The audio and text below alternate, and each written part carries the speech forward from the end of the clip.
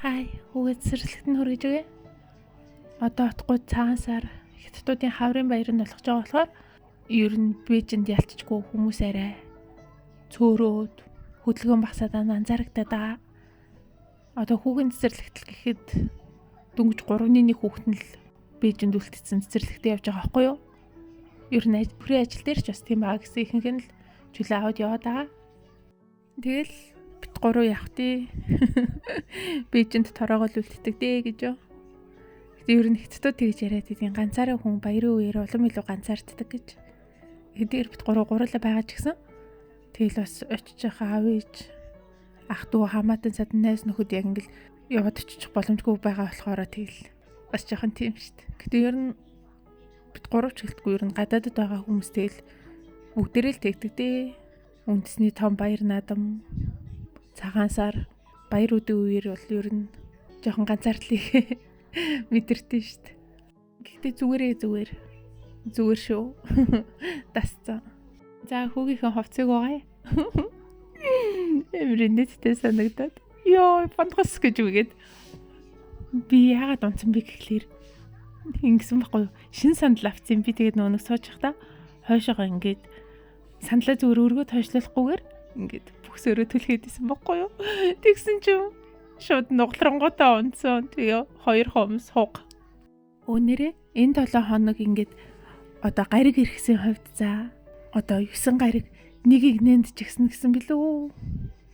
Яа гэсэн билээ за мартсан ямар ч гэсэн ер нь ийм сайн өдрүүд энерги аягүй сайн энергийн давхцал ч юм уу сайн өдрүүд үргэлжилжээ гэсэн. Тийм болохоор ерөөхдөө сайн сайхан юм бодох хэрэгтэй гэд ханаас жилийн сонссон за. Тэгээд яг ингээд бодсон чи яг амар аттай хятадууд энэ жилийн цагаан сар нь ийм нэг гариг их ирсэн юм энерги гой давхцлын үеэр болчихоо. За тэгэл ингээд хятадууд ч мэдээж баяр боллоо гэл бүгдээрээ ингээд ихнээд хятад гэхдээ ийм юмд нэг амар итгэдэггүй юм. Итгэдэггүй ч ихтэй ихэнх нь л бас нэг мэдгүй л мэдээлгүй л байгаа шүү дээ. Угаасаа энэ чинь бас сэтгэлийн асуудал байж магадгүй. Гэтэ яг ингээд цагаан сарнд болох ч байгаа болохоор бид нар чинь цаанаасаа ингээд баяртай бэлдээд бүгдээрээ юм сэтгэл санаа амар гоё байгаа шүү дээ тий. Ер нь жилдээ ингээд ганц л удаа ингээд юм чинь ингээд бөөнөрөө хөөрлийн байдалтай. Тэгэд яг тэр үеэр нь яг ингээд од гарагсандаа хуцаад энерги нь ингээд ирчимжээд гэж юу. Амар аттай үеинд тарж байгаа юм шиг санагдсан. Үндэснийхэн хамгийн том баяр болж байгаа болохоор хятадын талаар эерэг зүйлсийн талаар өөрийн бодлыг ярьж өгөө. Тэгээд хятадын талаар ярина гэхлээр чи яг ингээд хятад улсыг одоо үсгсэн өнөөгийн хөгжлийг авчирсан одоо хүмүүсийн талаар л ярих байх л та. Тэгээд ямар ч үндэстэн угсаатанд сайн сайхан давуу чанар нь сул талаасаа илүү байдаг бах. Хятадын давуу талыг хэлэхдээ за яг зөвхөн өнөөдрийн техник технологийн ололт амжилт хүмүүс нь ийм соёлтой ухаалаг болсон талаар улс нь хүчрхэг болсон талаар аль эсвэл ингээл ер нь дэлхийн нийтэд харагдаж байгаа эерэг имижийн талаар ярих нь утгагүй л дээ. Энд чинь бүр асар олон жил зовж хичээж өнөөдрийг бий болгосон хүмүүсийн хөлс ажлын үр шим болохоор бас яг өнөөдрөөс нь суралцаад байгаа ч дураагаад байх юм. Бас яг ил харагддаггүй юм шиг санагдтiin. Өнөөдрийн амжилтыг нь бүтээсэн яг хятадуудын давуу тал гэвэл надад ер нь яг хятадууд за даруухан юм шиг санагдаад идэв. Тэр нь амар зүгээр за бас жоохон суралцахаар ерөөсөө тэгж ингэж хонгорч сайрхаж өөрийгөө болцсон гэж ханж ингэдэггүй зүгээр л одоо амар хэрэг мэддэг гэх юм уу? Нэг ингээл дэлхийг өөрчлөе ялаад үгүй хятад үгүй гэсэн нэг тийм бодлого. За би уртгаал хий. Өөрийгөө л болгочих. Өөр хүүхдээ л илүү сайхан болгочих.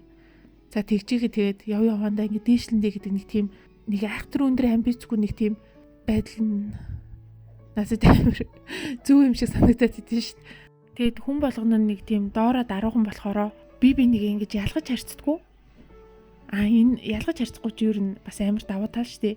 Хятад олон үндэстэнтэй болохоор тэд нэр нийлж нэг улсыг бий болгодог гэдэгт итгэдэг болохоор би нэг ер нь улс нь ингээд хизэнээс гадуурхдаггүй би битэйгээ яг л ижил тийг шантахыг ингэж шаардаж ингэж явдаг болохоор ер нь гадны хүнийг ч юусаа гадуурхдаггүй шүү дээ. Тэгэл ер нь даруухан байдлыг амьдралын хэм маяг зан чанараа болгочоор одоо даруухан болохоор дээрлэх нь гэдэг тийм ойлголт байхгүй. Хүн хэдээр даруухан өөрөө хичээж явж байгаа ч гэсэн сул дорой гэсэн үг ерөөсөө биш. Нэг тийм мэдгүй. Дандаа л өөрийгөө ингээл одоо ингээд нэг амар сахилга баттайгаар урагшлуулаад л идэг за. Тэгээд өөртөө энийг яг урагшлаад байгаа хөгжил ахиц гэж харддаг юм уу? Эсвэл зүгээр л хувь тавилан гэж харддаг юм уу? За хэрэг хувь тавилан гэж харуулт бас жоохон амьдрал нь аз жаргалгүй ч юм уу жоохон тийм санагдаж магадгүй. Гэхдээ өнөөдөр нөгөө баяр нь олж байгаа юм чаа сайн талын ярина гэсэн шүү дээ тий.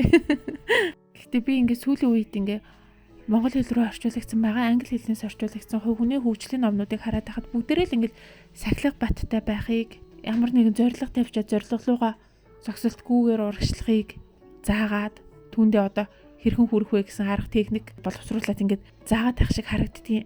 Тэгэд яг нийгмийн ялгаагаас болол ондоо одоо үзэл бодол тогтдог нь үнэлдэ. Тэгээд яг хэцэд гэлтгүү тэгэл Аз үзэл ер нь Япон солонгос ижлэх юм байх л да. Нэг юмд сахилга баттайгаар зогсолтгүйгээр багаар урагшлах гэдэг нэг юм үзэл. Тэр нь бол ялцчгүй амар зүгээр заа. Ер нь тэгэд бүр менежмент болсон байдаг шүү дээ. Кайзен гэд. Хятадаар болохоор гайшан гэдэг. Тэрийг болохоор хятадууд тэр ном уншаад тэгээд байгаа юм биш шүү дээ. Бүр тэгэл хөгшөд залуугүй бүүнөрөө багаар юмаа ингээд зогсолтгүйгээр ялцчгүй сахилга баттайгаар ингээ хийгээд идэх. За энийг нь болохоор за яг нийгмийнхэн онцлогтой холбож ойлгож болох ли. За бай.